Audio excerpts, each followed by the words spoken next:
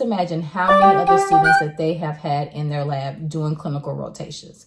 I'm not saying that this is justified, but they do not want to give you some of the major responsibilities. And as a student, not that they can't get mad at you just in case something goes wrong, but they have to be understanding and they have to know this is a student. He or she may not know every single thing or know every protocol, or may not even feel comfortable telling me if they made a mistake. Just think of it like this. The labs see so many students, and if they was to trust you with every type of biopsy and something goes wrong, not only will it be like the worst situation as far as like for the patient, but you're going to go and you're going to leave that lab, and that leaves a bad taste of we don't want students, or we're only going to use the students for filing, or we're only going to use the students for, you know, helping out, or only for embedding. I would definitely tell you to take the situation for what it is and just practice and just focus on whatever your task is for the day.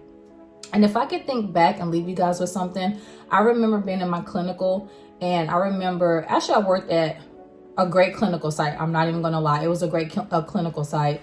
2 or 3 students would be embedding. And then one day, 2 or 3 students would be helping out in special stains. And one day, 2 or 3 students would be cutting. So it was like a rotation for us, but I never really felt confident in my rotation site. This is the reason why I made these type of videos, because I was not comfortable in my clinical site.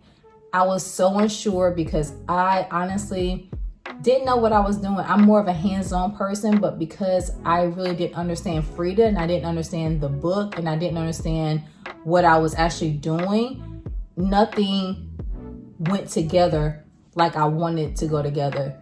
So as I was embedding, yeah, that was easy.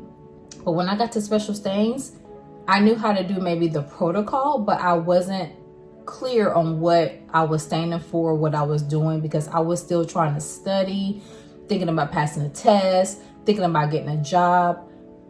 That's why I let you guys know in every video when I talk about speed and jobs, what every new histotech should know.